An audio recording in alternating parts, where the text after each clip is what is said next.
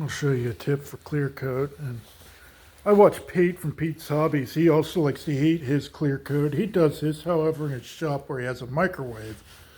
I don't have a microwave out in my shop, and even though it's climate controlled out in my shop, things still get a little chilly on the shelves. And being early April, it's in the lower 50s at nights a lot.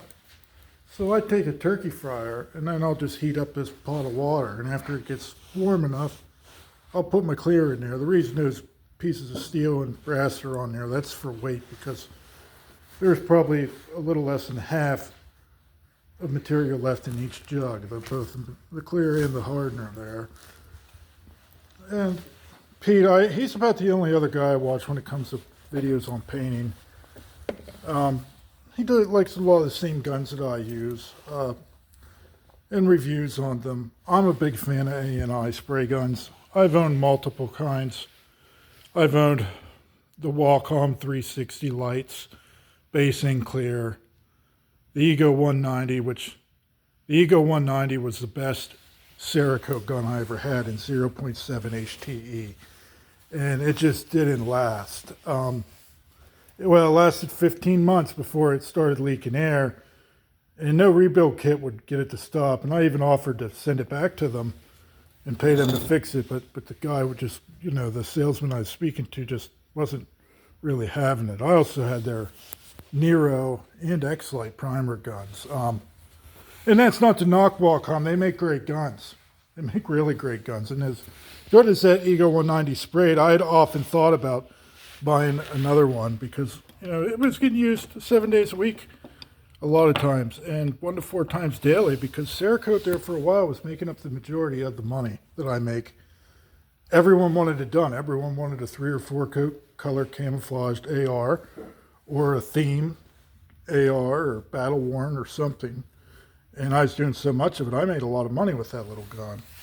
Then after that, I got the DV1 0.7, 0.9 micro, and I got the S1 cap to widen the fan for it, and it was okay, but just never was near what the Wacom Ego 190 was. This has been my second favorite here, the R160 HPS 0.8 HVLP.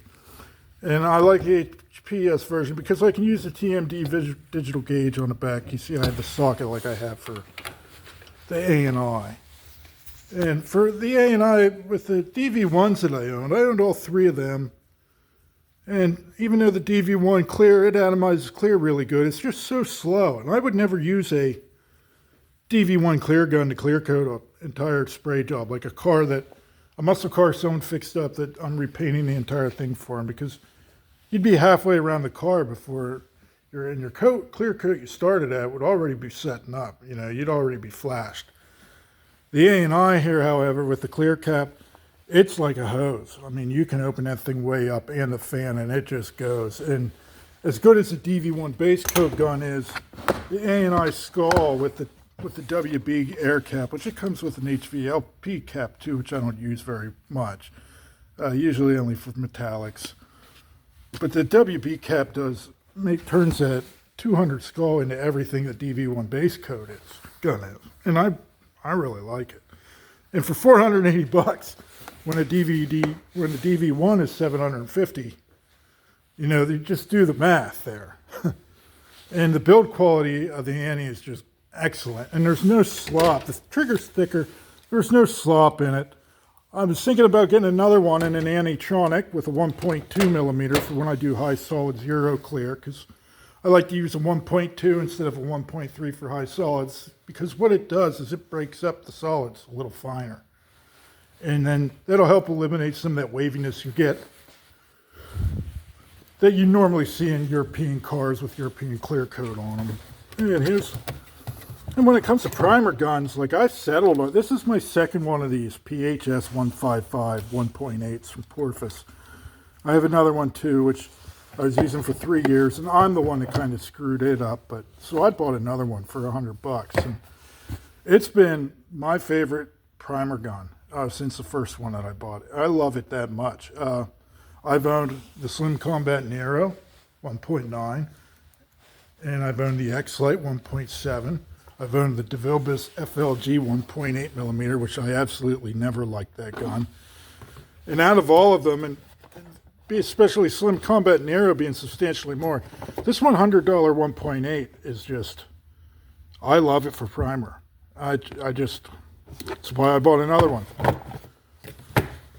And that's pretty much basically it. The Porpoise guns, as far as I'm concerned, I would use, for total respray clear coat, I would use a PRD 715 Porpoise before I'd use a DV1C, because PRD 715 RP is just, it's like a hose too, and it atomizes extremely fine.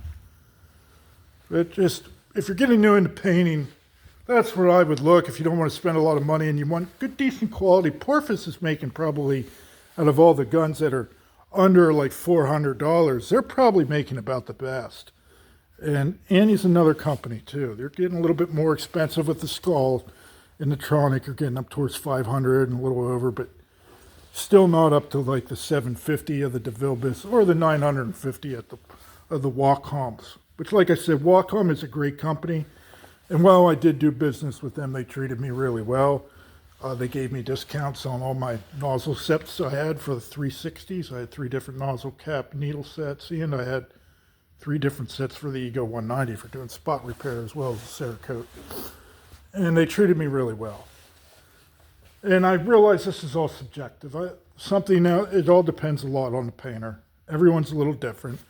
And if you have something else out there that works better that you feel than for you, then more power to you, because there's a lot of good guns out there. This is just from my own personal experience with my own personal spraying habits.